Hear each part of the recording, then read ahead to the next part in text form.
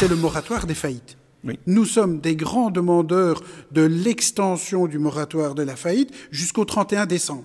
Alors on a été un petit peu entendu par le gouvernement puisque ce moratoire des faillites qui avait été proposé par la Première ministre venait à échéance le 17 mai et a été prolongé jusqu'au 17 juin. C'est un premier petit pas dans la bonne direction. Nous, on voudrait que ça soit jusqu'au 31 décembre. Pourquoi? Parce que le secteur Horeca, par exemple, va rouvrir le 8 juin si tout va bien. Le 17 juin, c'est une semaine après, on n'aura pas assez le recul suffisant. Tandis que si on travaille jusqu'au 31 décembre 2020, on aura la possibilité d'aller contacter son professionnel du chiffre, son comptable, son expert comptable, son réviseur. Et on aura la possibilité de négocier des plans d'appurement avec les créanciers. Et on se présentera devant le juge avec un dossier qui va tenir la route parce qu'on aura eu le temps. Et on aura eu le temps aussi de relancer l'activité. Et nous estimons que la prolongation du moratoire, c'est une bonne chose. Alors c'est vrai, hein, on nous dit toujours oui, certains vont en profiter, tout ça. D'accord, c'est peut-être le cas. Ils n'en profiteront pas longtemps, ceux qui veulent tirer la couverture de leur côté. Ça sera jusqu'au 31 décembre, mais ça permettra surtout d'aider et de ne pas mettre par terre ceux qui aujourd'hui sont faibles, ont un genou au sol et risquent, en recevant une convocation devant le tribunal, de ne pas s'y présenter en disant « ça y est, c'est le coup de grâce, c'est terminé ». Les indépendants qui, jusqu'au 13 mars, avaient une activité qui fonctionnait bien, qui ont pris ce missile en pleine figure, cette obligation de fermer, qui ont un genou au sol, ils sont fragiles et il ne s'agit pas de souffler dessus à un moment où ils sont fragiles parce que c'est les faire tomber véritablement. Il faut leur laisser le temps de reprendre une activité jusqu'au 31 décembre. Même son de cloche, Olivier Doissège? Oui, bien sûr.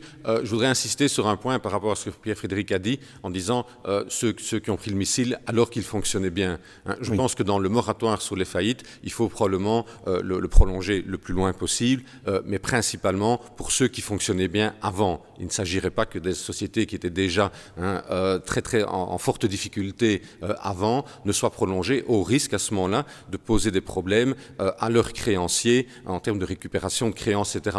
Donc il faut probablement, et c'est un débat très difficile évidemment, de voir où est la frontière dans ce moratoire, mais d'éviter que ça n'ait des répercussions négatives sur d'autres sociétés qui sont dans la chaîne. Sinon on est tout à fait aligné sur ce moratoire. Mais c'est une bonne remarque parce qu'on l'a vu notamment pour l'Horeca, là je regarde Pierre-Frédéric, dans le sens où, et c'est quelqu'un de la FGTB, donc qui a fait le calcul, il a constaté que dans le secteur de l'Horeca, 40% des entreprises de l'Horeca, en fait, ne déposaient plus leur bilan depuis X années, pour la simple raison qu'elles avaient des fonds propres insuffisants, négatifs.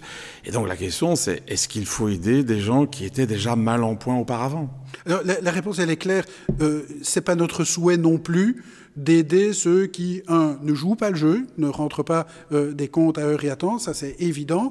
Mais le tout est de savoir quelle est la limite exactement, hein. Alors, si on prend les critères, et ça a été soulevé par le RMG, hein, les fameux critères par catégorie de sociétés, grandes sociétés, les moyennes et les plus petites, on se rend compte que ces critères, 50% des sociétés de chaque catégorie ne remplissaient de toute façon pas ces critères. Donc, il faut un peu relativiser cela, ça c'est évident.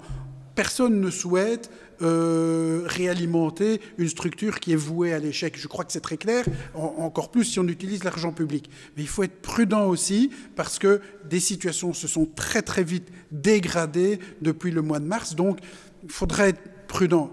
Et enfin, parce que ça c'est important, il y a un élément qui est fondamental aussi, on doit aider, on doit accompagner ceux qui ont des problèmes de trésorerie.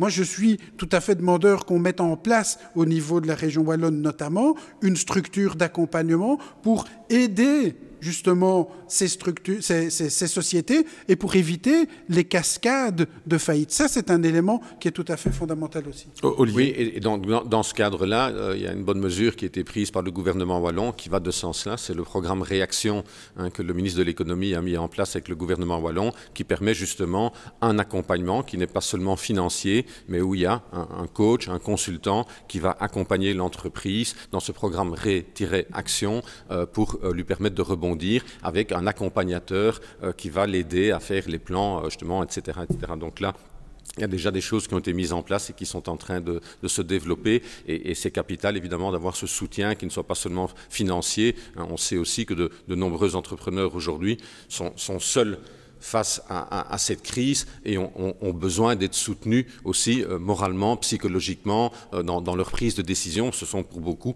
comme toujours dans des cas comme ça, mais amplifiés par la pandémie, des cas extrêmement difficiles et la solitude du décideur se fait encore plus dure à ce moment-là.